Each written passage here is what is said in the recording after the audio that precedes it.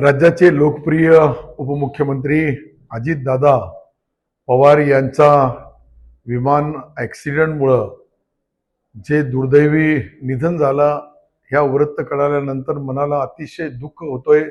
माझ्या एकट्याचा नाही, पुऱ्या राज्याच्या तमाम जनतेला तो दुःख आहे.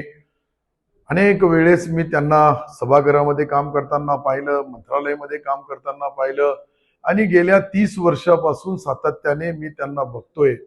काही एक संवेदनशील, कर्तृत्ववान, समाजासाठी समर्पित केलेला पूर्ण त्यांचा आयुष्य, हे सर्व कार्य विचारात घेता समाजप्रती असलेला त्यांची बांधिलकी, सुदैवाने माझा आणि त्यांचा अनेक वेळेस संबंध आला, संपर्क आला.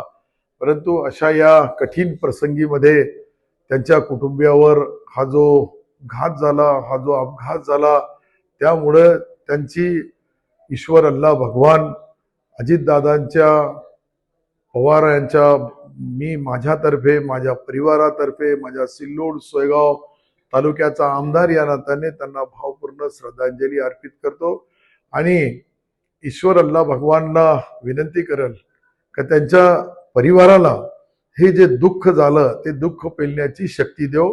जय हिंद, जय महाराष्ट्र.